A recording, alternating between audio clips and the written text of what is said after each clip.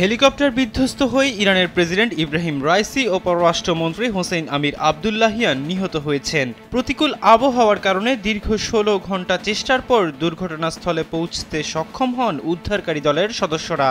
এরপরই ড্রোন থেকে ধারণ করা একটি ভিডিওতে রাইসির হেলিকপ্টারের করুণ পরিণতির দৃশ্য উঠে আসে।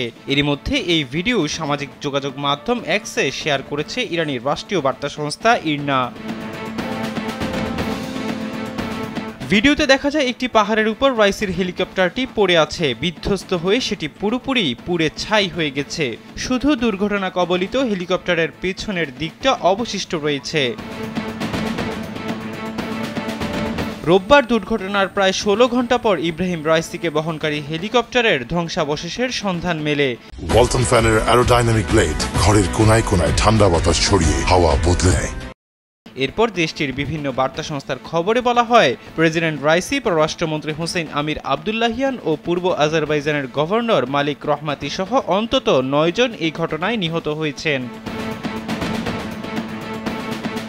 ইরানের গণমাধ্যমের খবরে বলা হয়েছে, ওই হেলিকপ্টারের রাইসি ছাড়াও দেশটির পররাষ্ট্রমন্ত্রী হোসেন আমির আবদুল্লাহিয়ান, পূর্ব আজারবাইজানের গভর্নর মালেক রহমানি এবং ওই প্রদেশের ইরানের সর্বোচ্চ নেতার মুখপাত্র আয়াতুল্লাহ মোহাম্মদ আলী আলে হাশেম অবস্থান করছিলেন।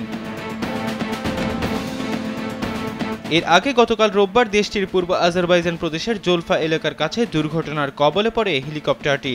বলা হচ্ছে, আজারবাইজানে একটি জলধারার প্রকল্প উদ্বোধনের পর পূর্ব আজারবাইজান প্রদেশের রাজধানী তাবরিজে যাচ্ছিলেন তারা। ইরানের সংবাদ মাধ্যম তাসনিম নিউজের খবরে বলা হয়েছে, হেলিকপ্টারটি দুর্ঘটনার কবলে পড়ার খবর জানা গেছে সেটি থেকে আসা একটি জরুরি ফোন কলে। প্রেসিডেন্টের সঙ্গে থাকা কর্মকর্তাদের কেউ ওই ফোন করেছিলেন। দুর্ঘটনার পরপরই প্রেসিডেন্ট ও তার সঙ্গীদের উদ্ধারে অংশ নেয় ৪০টি দল। উদ্ধারকারী দল আসে তুরস্ক ও রাশিয়া থেকেও। তবে দুর্ঘটনাস্থলে ভারী বৃষ্টিপাত ও ঘন কুয়াশার কারণে উদ্ধার কাজ ব্যাহত হয়। এছাড়া অঞ্চলটি দুর্গম পাহাড়ি এলাকায় হওয়ায় দীর্ঘ ১৬ ঘণ্টার অভিযান শেষে রাইসির হেলিকপ্টারের খোঁজ পান উদ্ধারকর্মীরা। ইরানের প্রেসিডেন্টের মৃত্যুর খবরে শোক জানাচ্ছেন ভারতের প্রধানমন্ত্রী নরেন্দ্র মোদী, ভেনেজুয়েলার প্রেসিডেন্ট নিকোলাস মাদুরো সহ বিশ্বের প্রভাবশালী নেতারা। এহসান আব্দুল্লাহ, কালবেলা ডেস্ক।